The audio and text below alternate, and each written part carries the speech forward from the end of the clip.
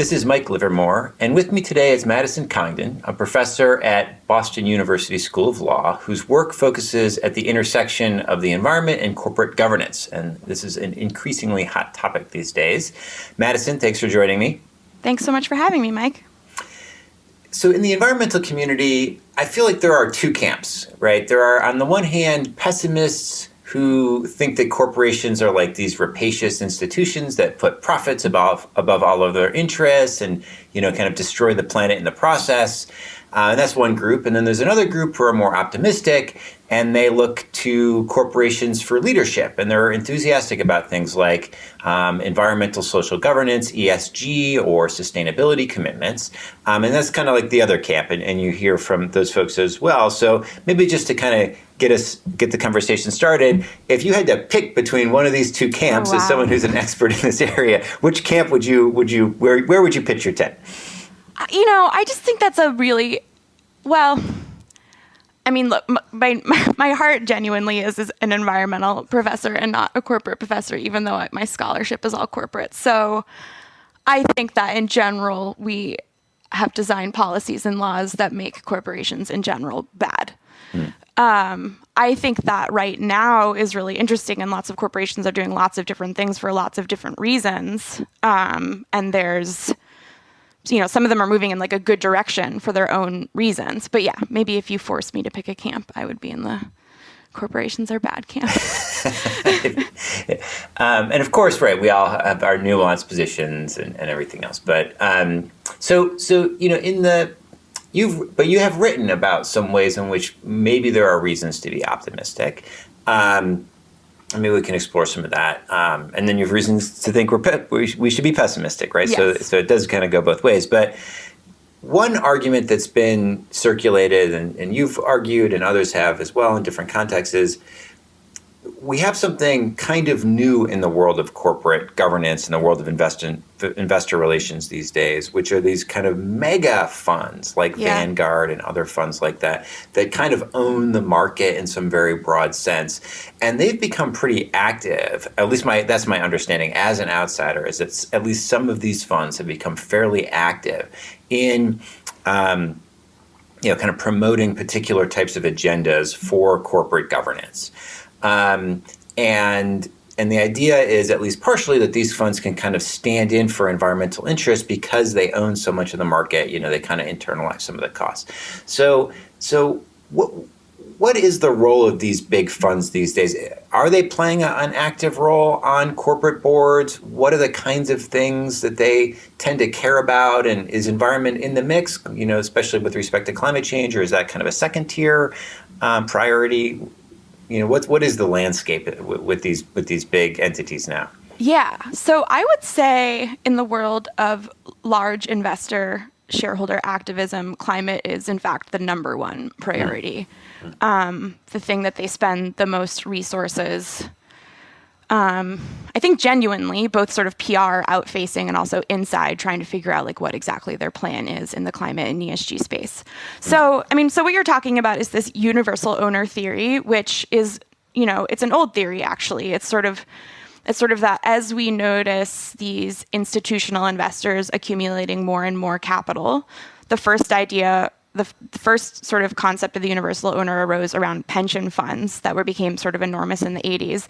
The idea was like, well, they own the whole market. They own a very large chunk of every publicly traded company. Therefore, it doesn't really help them if Exxon pollutes a bunch of carbon into the air, because the climate damages that will result from that pollution will actually like really hurt the other portfolio, the rest of their income portfolio. They're invested in real estate, they're invested in agribusiness, the whole economy will suffer from climate change. So it's not in these large diversified owners' interests, theoretically, to continue to allow the large oil and gas producers that they're invested in to go about their normal business. So that was this theoretical idea that's been around for a while. And so the paper that you're referencing that I wrote about was sort of like, this theoretical idea is actually happening in some ways right now. The biggest institutional investors, BlackRock, Vanguard, and State Street in America, and a bunch of very large institutional investors in Europe, have become very organized on the climate front. and have started to vote for and press for a bunch of different measures that actually have emissions reducing impacts. And so I sort of theorize that their motivation for this was the externality internalizing motivation, that they are in fact behaving like universal owners. So what are some of the, like, if you happen to know off the top of your head, like what are some of the practices that they want to promote from a climate perspective in terms of, when they're, in their role as shareholders? So they have like a few tools at their disposal. So at a very macro level, the way in corporate governance you talk about exit versus voice. Do you sell the asset that you are displeased in, that the way the directors of the corporation are running the company, or do you intervene and use your shareholder presser to either change the leadership or at least like make it very clear like what your preferences would be? And this choice actually has sort of a big. It really matters and has particular relevance in the climate space because there's a lot of debate over, okay, well, if you just divest from an oil and gas company because you're upset about its emissions plan, its lack of plan to be compliant with the Paris Agreement, are you really helping to reduce emissions in any way? Are you really reducing their cost of capital? And like relatedly, if you just press oil and gas companies to sell off their assets to private equity or to state-owned oil and gas companies, you're not really reducing emissions in the overall market. You're just getting it off of your own books. Right. So I think that institutional investors are really beginning to recognize this sort of, I would call it in the environmental space, leakage effect. The corporate governance people haven't totally caught up with the lingo, I think, from the climate regulatory sphere. But and so instead, they are sort of starting to push for just sitting on assets. And Glencore, a coal company, has a climate rundown plan where they, climate activists don't think it's sufficient, but their sort of stated position is that they're not going to sell their assets off because they would be bought by private equity that would just pump them for emissions more in the short term. So, one of the things that strikes me is, there's so many ways to to take this. There's so many different nuances to this, but maybe just to the universal owner kind of side of this. Does that create has that created conflicts with other shareholders? So I'm imagining, say I own Exxon or a coal company that you were mentioning or whatever, and what I want to do is what most people want to do most of the time with most of their investments, which is make money.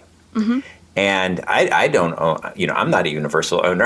I'm the opposite of a universal owner. I'm a micro owner, right? I own, I'm one little tiny piece of the world. And so when BlackRock or Vanguard or whoever, wants Exxon to take steps that would actually reduce Exxon's profitability, but would increase the yield on other parts of Vanguard or BlackRock's holdings, that strikes me as, from my perspective as an individual shareholder that doesn't just own the whole economy, as a bad thing. And are those the kind of conflicts that, has that conflict come up, and how has that been resolved or not resolved? Well, it's definitely a super interesting question in corporate law that a bunch of different people are thinking about from a lot of different angles right now.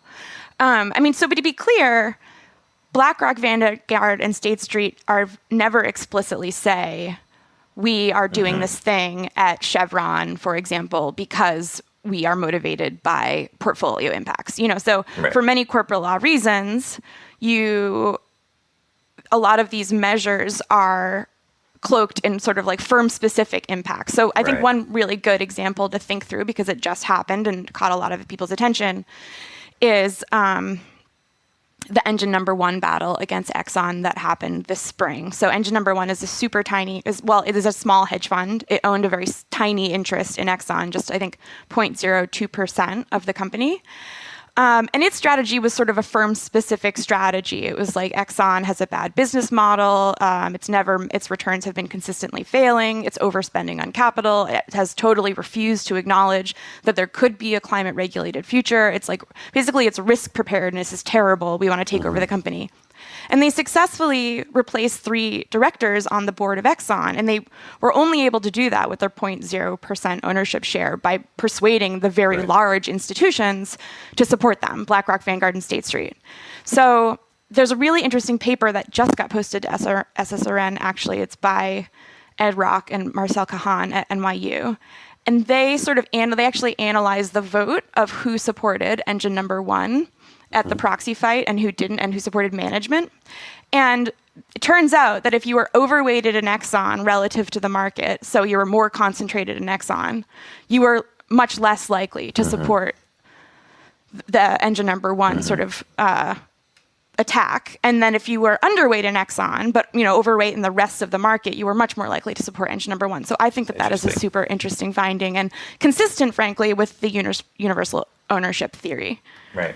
And also with this tension between exactly right. To bring it back home, that yes, maybe certainly if you only own Exxon, you're probably not interested in a measure that reduces Exxon's profits.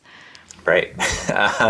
That makes sense. And so, what do we think normatively about this then? On the one hand, I think, as environmental types, we like the idea that, that a company like Exxon would start to shift its emphasis from fossil fuel extraction to other things, I guess. I mean, I'm not even sure what the business model looks like for these big fossil fuel companies, but that it would be somehow consistent with reducing greenhouse gases over the long term. But on the other hand, it does seem vaguely weird that big actors like these major shareholders like BlackRock and Vanguard could kind of force one company, Exxon, to do things that are bad for it because those things are good for other parts of the portfolio. So, for example, we wouldn't allow this in other contexts, right? Where let's just say there were two companies that were competitors with each other, and company A and B, and then a shareholder held both A and B and said, oh, okay, well, we actually want we want A and B to divide the market. So A is going to get the East Coast, B is going to get the West Coast, and that's going to increase our profits overall, rather than letting them compete with each other. That would clearly be impermissible. We wouldn't want that. Definitely. And that's sort of the crux of the problem is, if we're going to allow this kind of activity as a regulatory matter, as a policy matter, we think it's good that BlackRock is pressing for emissions reductions. How do you distinguish that from anti-competitive behavior is one question, because they can look pretty similar. How do you know that United Airlines and American Airlines and Delta haven't all gotten together and say we're going to reduce our options and hike our rates, try to reduce our that's one way to reduce emissions, right? Sort of reduce supply, but it's the exact same thing. How do you know they're doing it for the right reasons when they're sort of the exact same thing? That's a really hard question. Right. And then in a separate arena is this question in corporate law, where it's sort of like corporate law embraces this idea of shareholder primacy. And, while I agree with you that in some ways it's weird that shareholders would press a company that they are invested in to, hurt the company to actually reduce its profits, it's also weird that we could envision a future in which most, if not all, of Chevron's owners, for example, are diversified owners, like basically everyone. This is the trajectory that the market is headed. It's sort of also strange that just a single shareholder who owns 0.0001% of this company can force that company to impose harm on the other 99.9% of shareholders. That is also weird. Right. There's something weird about that too. Yeah, it's a I don't know if it's a paradox, but it's a kind of a dilemma that's created by this new model. It places, corporate law and even just our ideas, including our ethical and normative ideas about, within the realm of business ethics, kind of grew up in the era of, kind of prior to these big diversified funds, where you might be diversified, but you weren't in the governance of any particular firm wasn't really affected by the fact that some of the shareholders were diversified and cared about the effects on firm B's performance of firm A's decisions in their capacity as firm A's shareholders, right? And so it really does raise a lot of interesting questions that it seems like we're really just getting started thinking about these things in the corporate governance area. I think that's totally right. I think that's really right. And, the other thing that I point out in the paper is given that we acknowledge that they have these incentives, these portfolio-based incentives, what theory are we using to support our embrace of shareholder primacy? Like, why do we then continue to say corporations have to maximize profits? Because part of the theories, the academic theories, and then the theories that courts have embraced all underlie things that are sort of no longer true if you acknowledge that universal ownership is true. So like one of the basic theories for why we have shareholder primacy is this residual claimant idea, the sort of idea that like after bankruptcy has happened and all the different stakeholders are paid out, the shareholders are the ones who get like whatever is left over in the corporation. And therefore they have like the best incentive to maximize the corporation's profits and to like oversee the management of the corporation is like doing a good job to maximize profits. That's a pretty foundational idea in terms of like why we should have shareholder primacy. That's just not true if all the shareholders are universal owners. And so, I think we need to, I would like the field in general to think about which theories we're going to use to move forward. Yeah, no, it's really interesting. So let me offer a hypo. I'm just to try to understand and make sense of this whole new brave new world that we're in. So let's imagine that the three big universal owner type funds, or some group, let's say some consortium of these big entities got together and said, you know what, there's a company out there, XYZ, and XYZ is terrible for our portfolio, right? We don't own any XYZ right now, let's just say, or we own some small, we own just a tiny bit of it, in our bigger portfolios because it's just a small part of the market, and we hold diversified portfolios. So we have a little XYZ. And XYZ creates way more loss for the rest of our portfolio than it creates benefit for us in our capacity as owners of XYZ. Yeah. Let's just, you can imagine this. There's XYZ generates some unregulated toxin that is terrible for agriculture industry and real estate or whatever else, right? It's just a bad actor out there that's doing bad stuff. It's making money, but it's causing a lot of has so many externalities that they overwhelm the positive benefit that XYZ generates. It's unregulated for some reason. They've got, they're blackmailing the president or something. Somehow they have escaped from, the regulatory regime, and tort law isn't going to work for whatever reason. Okay, so our more standard ways, in the legal system of addressing a problem like that are off the table. Not a completely unrealistic hypo. Can we think of any real world analogies? And then so the company's going to say, all right, let's do this. Let's buy up 51% of the shares of the company, kind of hostile takeover style, and shut it down. Yeah, like that's what we're going to do. We're just going to buy. We're going to shut it down. Like we're not going to liquidate it. We're not going to sell it. Totally, we're literally just going to whatever, just not run it anymore, right? Not run the factory. Just close the factory, stop the pollution, walk away, and carry it as a loss, and not even, it's on our balance sheet, we still own it, but it's not running. Again, that strikes me as a perfectly logical kind of thing for them to do in this hypo, but also strikes me as deeply weird that we would have funds going out there and doing this kind of thing. Totally weird. I mean, so what you're describing, right, is like it's basically the same mechanism as like a government buyout, except the government is like broken, and somehow, for some reason, in this hypo, the institutional investors are doing it. I mean, I guess it makes me want to clarify like one point that I think is sort of important when thinking about all this stuff is that a lot of these all of these large institutional investors, basically their main product and where most of their money is housed is in these big quote unquote passive funds. So they are really limited in their ability to do sort of what you just described, which is, target a specific company and buy it all up. Like if they were to do stuff like that, they would be regulated in a very different way, and their whole product stuff would be a very different way. It just makes me want to mention that,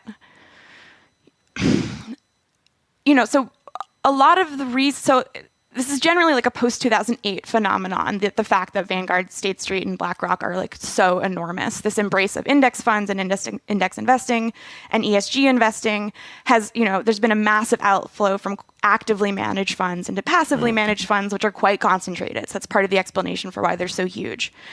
But like a deeper and like more far away ago historical explanation for why this is happening is like a bunch of policy reasons, decisions that we made in the 80s to like have the way people save for retirement is like through the stock market, like, and like through these index funds. So like instead of having a pension that your employer manages for you and then pays out to you like through your retirement, such that like the risk of a market loss is on your employer, we switched it to be that like your employer gives you a bunch of money instead each year from part of your paycheck, and then the risk is on, and then you invest that, and then the risk is on you if the market collapses. So Leo Strine, he's an ex-Supreme Court Justice of Delaware. You know, he has this idea of forced capitalists, that like a lot of people own Exxon who like don't even know they own Exxon, and like frankly don't have a lot of different options for owning Exxon. Like if your paycheck is just deposited in just like some retirement fund, it's really hard to sell a certain company or buy a certain company. You basically like are forced to own like big chunks of the market. And I just think that's worth mentioning when you're thinking about like the other sort of weirdness of allowing that like one cranky pro Exxon investor to force the other investors to eat these externalities. It's just a weird system we have. Right, because this is, you know, in a way, this is how we deal with retirement in the country. Yeah. And of course, I mean, I guess, you know, if someone wanted to be a stickler about this, they could say, look, you know, that person could just invest in bonds or something like that, just, you know, in government bills or something. But the returns on those obviously are so low that it's kind of not a realistic scenario. Yeah, and like, can you put bonds in 401ks? Maybe I'm confused, but like, there's a bunch of tax reasons that we sort of funnel people into like very specific products too.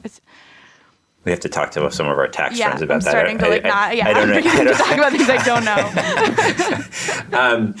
So, but just back to the, you know, to this idea of like shutting down the bad company, right? You know, what makes me think of that is, and it's a very important point that you raised. It's worth emphasizing that, you know, these big funds are limited in what they can do, right? Yeah. They can't just go out there and act like private equity funds and buy things up and shut them down or, you know, whatever. They're passive investors. They have seats on boards. They don't necessarily have seats on boards themselves, I guess, but they vote shares.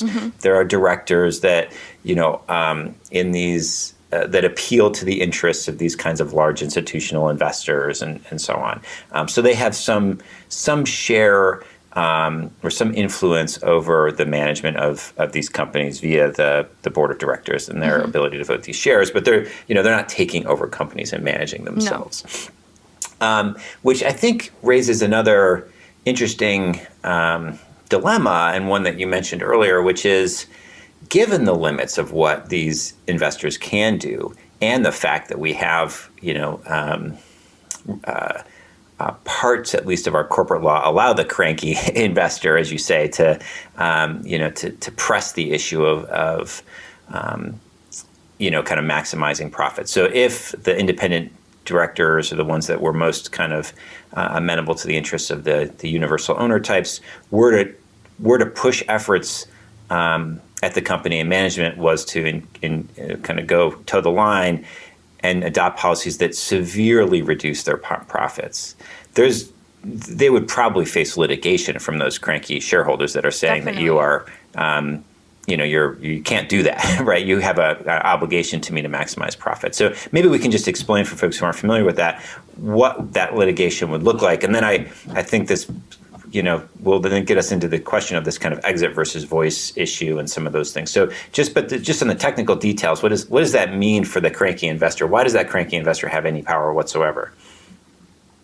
Well, this is a really interesting question. So, you know, the cranky investor could bring, you know, they would bring a fiduciary duty claim against the directors of the board, saying you violated your fiduciary duties to me because you're beholden to these other institutional investors. So it would hinge on like a few things. So one thing it would hinge on is, are these institutional investors, you know, they individually own like a few percent to maybe 10% even of a company, but they don't own more than 50%. So the only way to actually change the leadership of the board to be more beholden to them is to have a 50% coalition. So one question would be like, are they behaving like a controlling shareholder? Meaning like, is there collusion such that like this extra set of sort of scrutiny that we're going to provide, that Delaware provides for fiduciary duty analysis, would they apply to, you know, would BlackRock qualify as a controlling shareholder? That's one question.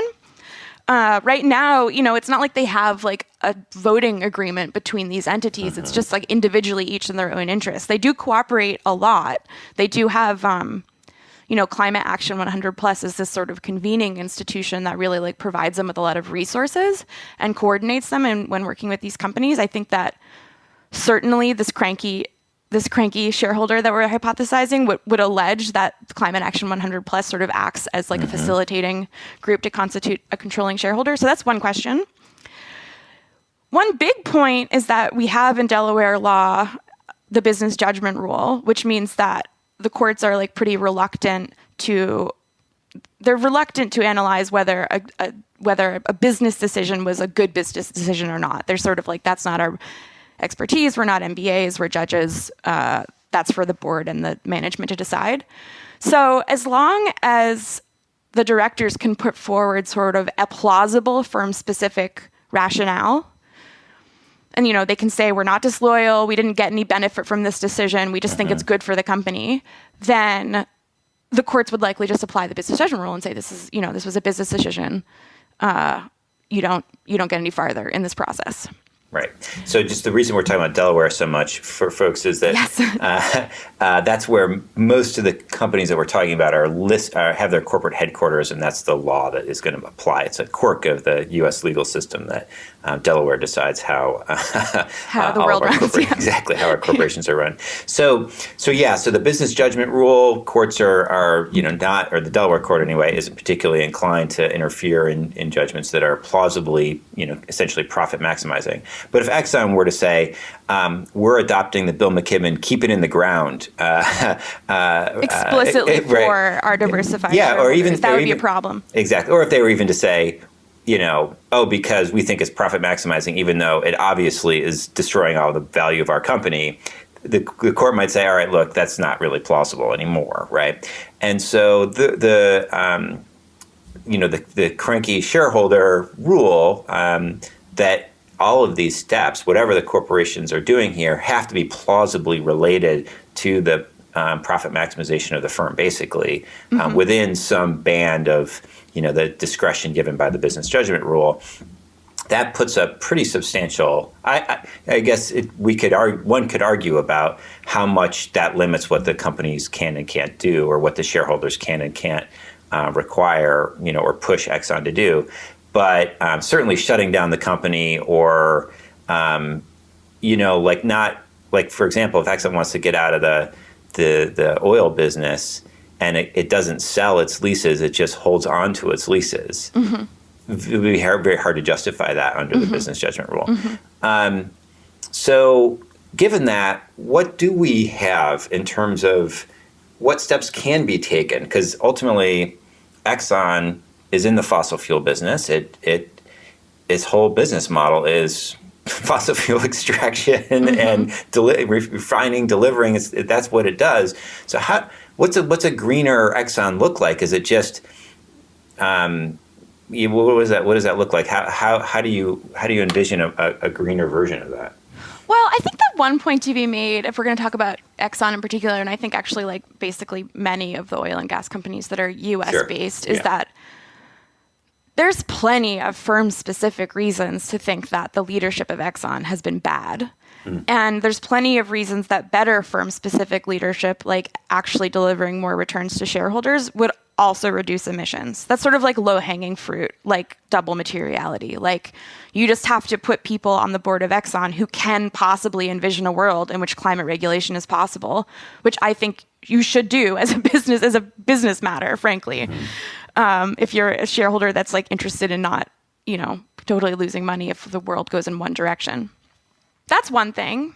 Another thing that is like very specific, but I think actually is like a good fulcrum and a really important fulcrum, is that shareholders have been really agitating for fossil companies to stop messing with the political process. So to really cut out their dark money spending, so that basically what I mean by dark money is it's really hard for shareholders right now to figure out exactly what the corporations that they are invested in are, like who they're spending money on and for what causes, mostly because they can give the money to a third party, either like industry coalition or chamber of commerce or National Association of Manufacturers or whatever.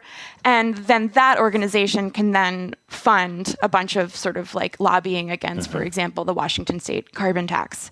So there's been a bunch of successful, 65% support, for example, shareholder proposals, which is give us a report about how your lobbying is aligned with the climate agreement.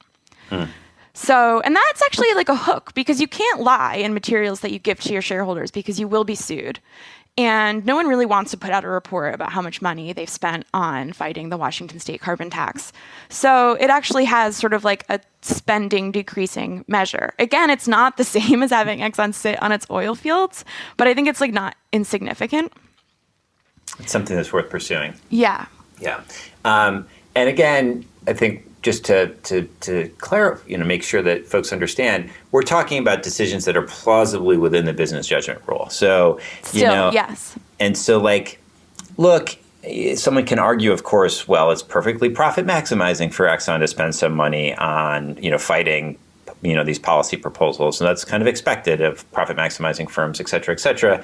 But we're not really arguing one way or the other, or it doesn't sound like you're arguing one way or the other about what is in fact profit maximizing from the perspective of an individual shareholder of Exxon. The question is, what is realistically going to be allowed by the Delaware court as plausibly justified from a profit maximizing it's extremely unlikely that a Delaware court would say, no, Exxon, you have to spend lobbying money. Right, exactly. Right. They just wouldn't do that. Or that, that's right. That it's just, exactly.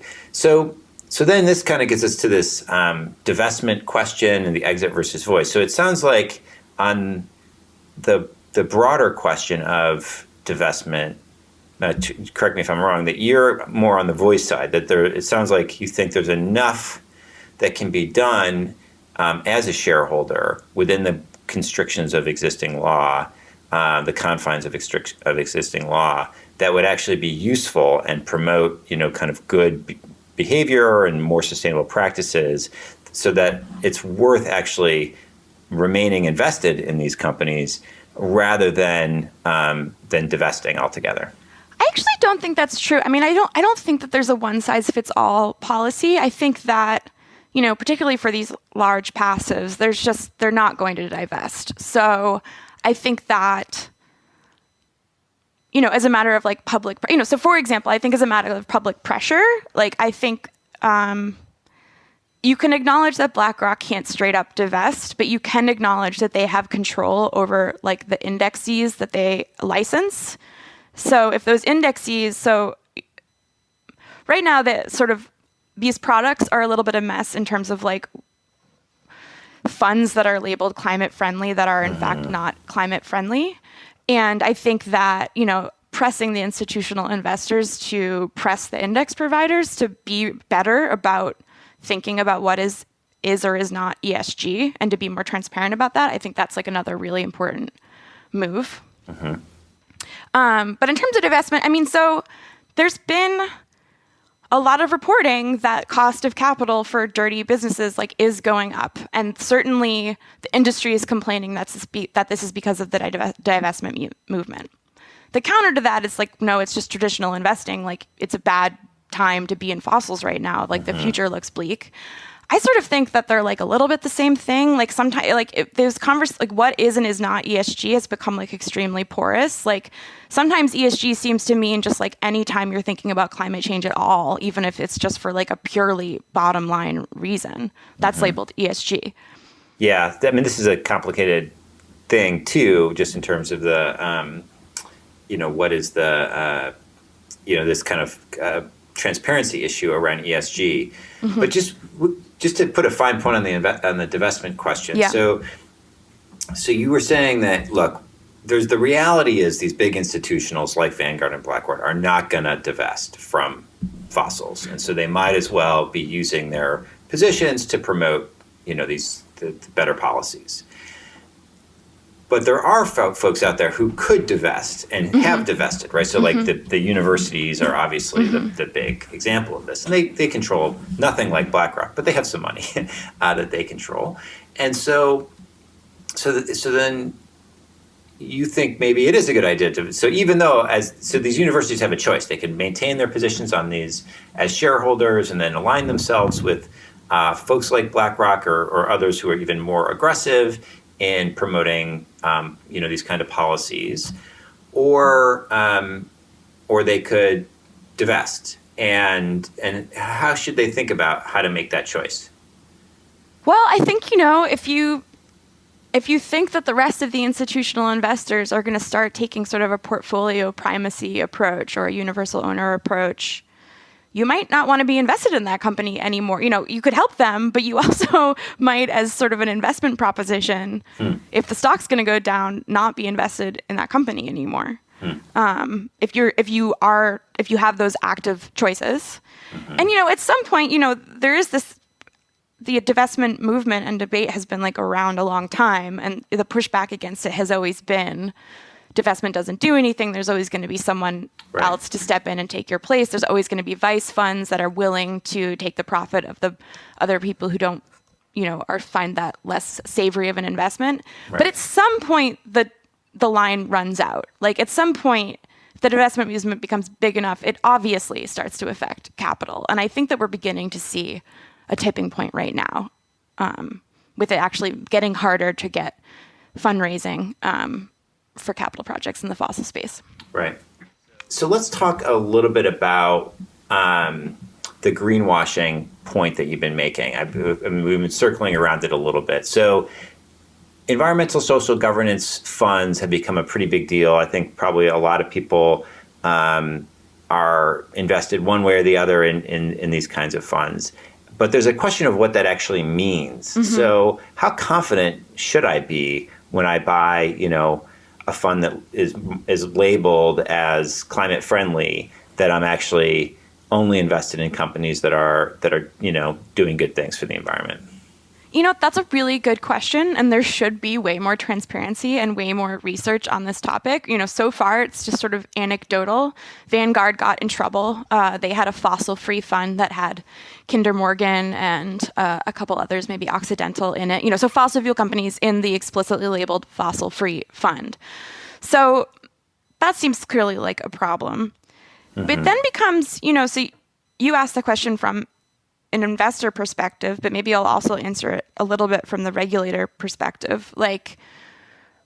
It's a question of what are you expecting when you buy a low carbon fund? Like you, Mike, what is your definition of low carbon? That's a really interesting question from a securities regulation perspective when you're trying to say, no, Vanguard, this product that you're offering is or is not low carbon actually, right. Which scenario have you picked? When do you think that all fossils have to stop being produced? You can look at what the European Union is going through right now, and they have this process to sort of label every investment as green or not green, and it's erupted all of these fights over sort of is natural gas green?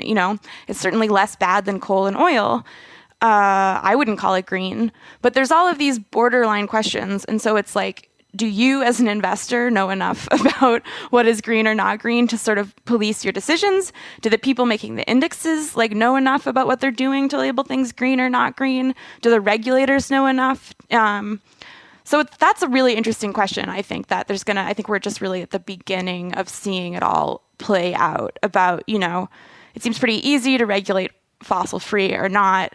When people start to make claims about this fund is Paris compliant or not, et cetera. There's so many questions about what that means. Does it mean that all the companies in the portfolio have some sort of net zero commitment? It might mean that, but then there's so many questions about well, has that been audited? Is that realistic in all? When the company made this net zero claim, did it impact its financial sheet in any way? Did it change capital allocation in any way? These are all questions because plenty of companies right now are making some pretty ambitious claims, and it's very clear that it hasn't trickled down to the people who are sort of making the day-to-day decisions about what buildings to buy, what suppliers to contract with. So it's a real mess, I will say.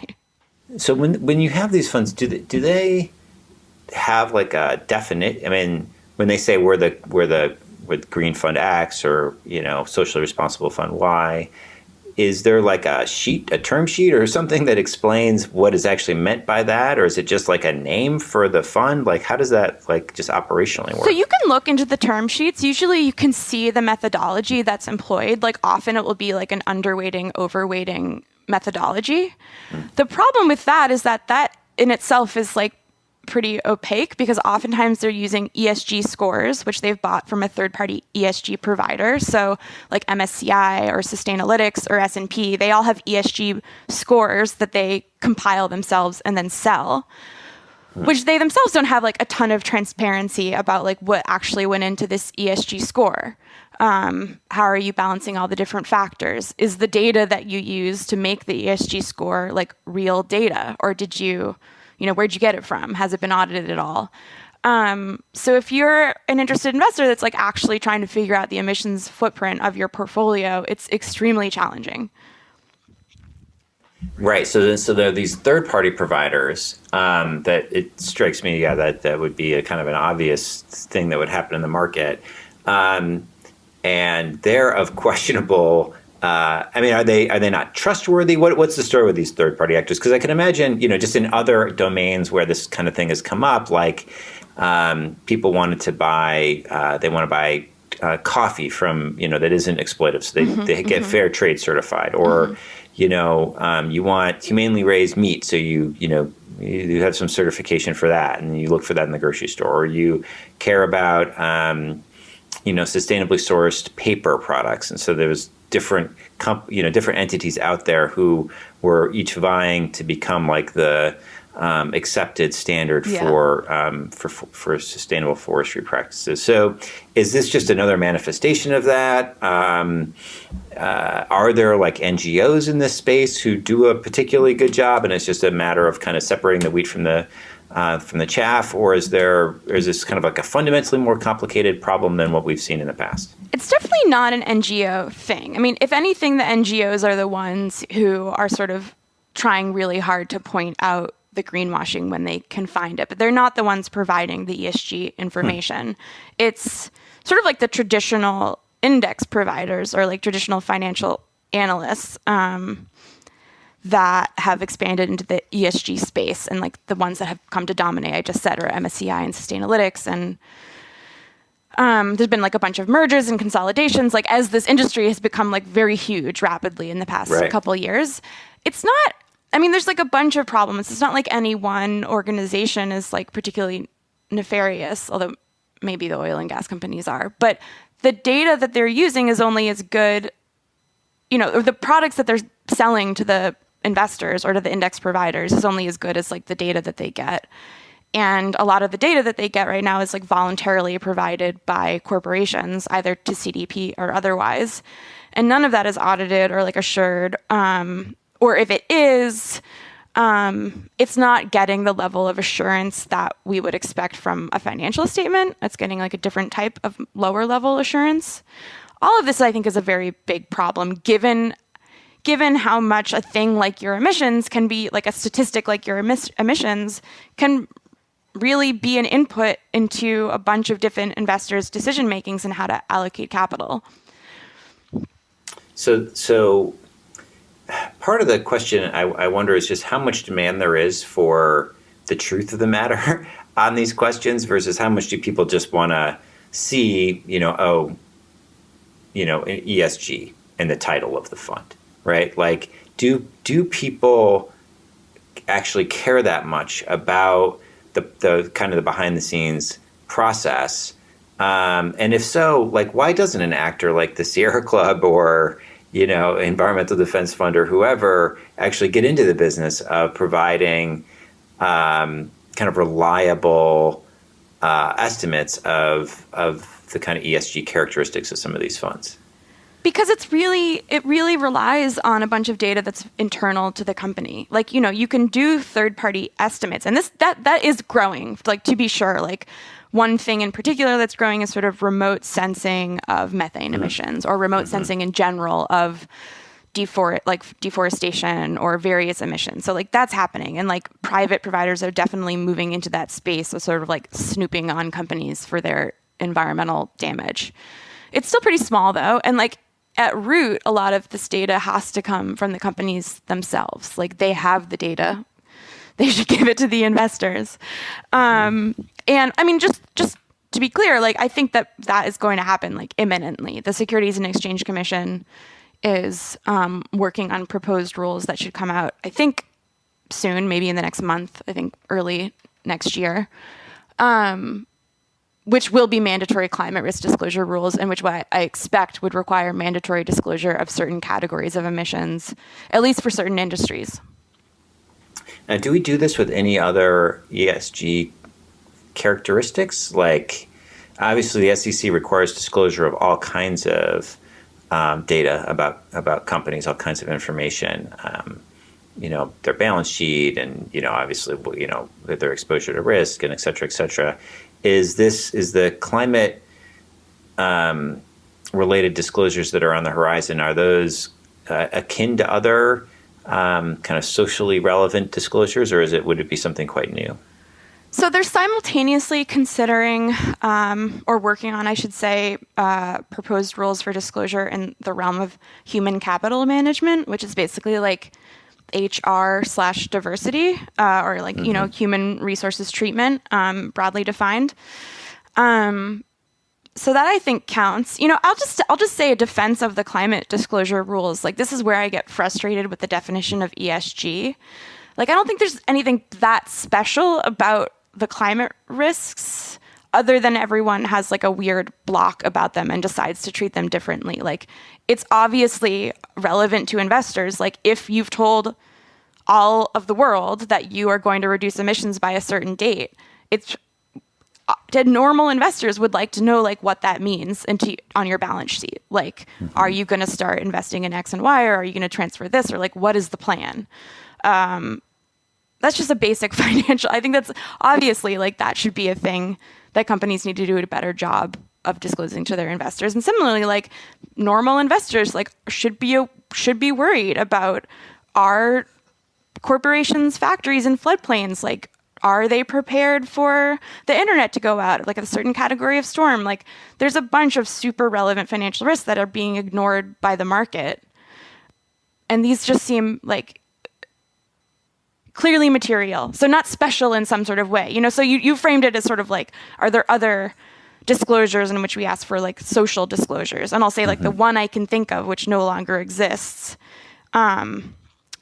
is the conflict mineral disclosures, in which companies were sort of supposed to.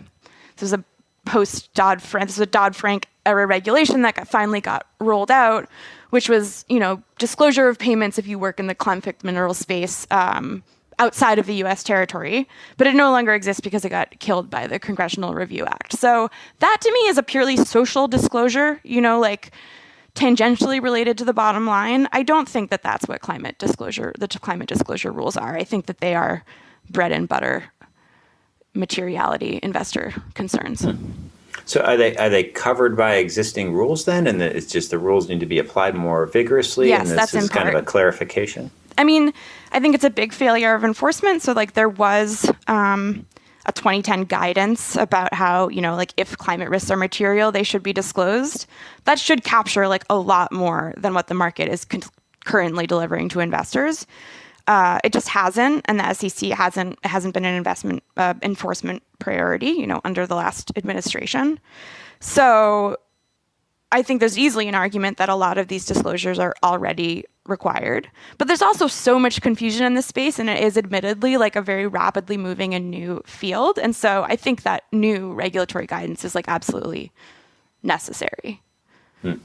So just to take a step back, obviously we've been talking a lot about the financial industry and investment, and how kind of financial markets respond to these risks and so on. And one question I'd just be curious how you think about this is, obviously there are a lot of the risks associated with climate really don't touch on the market, or touch on the market very, very little. So flooding in Bangladesh, which is going to cause a really substantial amount of human suffering. Obviously one can argue that could be destabilizing, and there could be kind of political consequences, but there's also just going to be things that are going to cause human suffering of people who do not have a lot of money and do not participate in financial markets and are essentially, at the very fringes or almost entirely excluded from the global economy. They operate, within a local economy that's mostly cut off from the rest of the global economy. So there are clearly, even if BlackRock is can act in a way to maximize the interests, its own interests or the interests of its, of the people that own its funds in a very kind of portfolio-oriented way. There are lots of effects of climate change that are outside the portfolio, effects on species, obviously. So what does that mean for it? Is that an important limitation on what we can accomplish through this type of kind of corporate governance, ESG type of mechanism, or are there reasons to be less concerned about that and to feel that as though if we actually just get the financial markets operating properly, then we will be making efficient investments in climate change or in climate change reduction, or not investing in fossil fuels or whatever else? Yeah, I mean, you're totally right. I make this point in the externalities paper as well. Like, the ideal level of emissions reduction for BlackRock from a cost benefit perspective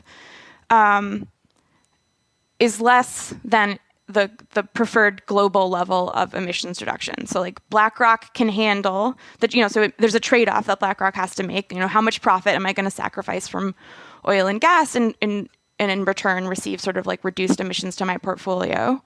The comfortable temperature for BlackRock is higher than the comfortable temperature for the world. Right. The world would choose to stop producing oil earlier and to keep the temperature lower. That's bad. So I think that's important to point out. So I talk about this in the paper, but it's also important. My paper has been read as advocating for BlackRock as like the savior of the world, and that's just like very much not the position of the paper. The paper tries to be pretty descriptive because I think a lot of what the work is doing in the article is just sort of pointing out what is going on and like what the incentives are, and just arguing that it's already happening. But yeah, so the short answer is yes, BlackRock has different incentives than like the global governance or even like the citizens of America. So the question is like what to do about that. Like, what does that mean? Does that mean that you have concerns about BlackRock acting as like a pseudo regulator? And like, I think your concern might be that it would like displace government. Like, what if we rely on BlackRock to solve our problems, like instead of the government? I think is one concern. There's like a crowding out effect. I think that's really legitimate. I think our current government is like pretty broken. So I don't think that BlackRock is like a great solution in any way. I think it's partially in response to like a broken government. In a way, it's just illustrative of how out of whack our policies are if they're not even maximizing value for an entity like BlackRock or Vanguard, right? They're not even, what does that mean? They're not. You mean like even politically and powerfully entities? Is that what you mean? Yeah, exactly. Yes. Like who's if we're not maximizing essentially what we're talking about is the returns to financial markets in the United States, right? If we're not maximizing that, then what are we maximizing with our policies? Like, whose interest are we actually promoting if it's not the owners of our economy? And it's certainly not, in this instance, it's not the interests of regular folks. Right. I will say that Rex Tillerson was the Secretary of State. So I just think, I think of government capture as like a very big, obvious point, part of the story here. Just to be clear, to put a fine point on it, it's not capture by, the owners. And it's not kind of owners versus non-owners. It's not management versus labor. Yeah. It's not rich people versus people who don't have a bunch of money. We're actually saying that the U.S. policy is not promoting the interests of rich people as well as it could, which is, pretty amazing. Yeah, it is interesting. It depends. Yeah, to be fair, definitely it's rich people who own the stock market. That's definitely true. There's definitely a bunch of other rich people whose interest it would be to keep maximizing fossil fuels. Right. Right. That's right. That's right. Yeah. But it's just like if you take kind of I the agree with ownership you. class, Totally. the ownership class in a very general sense, it's not maximizing their interests, and that's fascinating. That seems to be a very strange state of affairs, a pretty pathetic state of affairs. Not that we should be maximizing the interests of the ownership class, right. but I don't know if the maximization right. of the benefits of the ownership class is like my main goal. Right. No, but I guess what I mean by that is, if we're not going to maximize the benefits of the ownership class, it would presumably be so that we could promote the interests of non-owners and, people who don't have a lot of money, workers, and, all of that. But that's not what we're talking about here, right? We're talking about promoting the interests of some subset of wealthy people at the expense of everybody else, including the ownership class in general, which is a pretty pathetic place to find ourselves. Yep, that's where we are. Okay, well, on that note, there's nevertheless, there's a lot of exciting stuff happening in the space. Some good, some bad, and it's great that there are smart people who are paying attention to this and can keep all of us updated and alert to developments in these sectors. So, thanks very much for your work on this, on these issues, and for taking the time to chat with me today. Thanks so much, Mike. It's been really fun.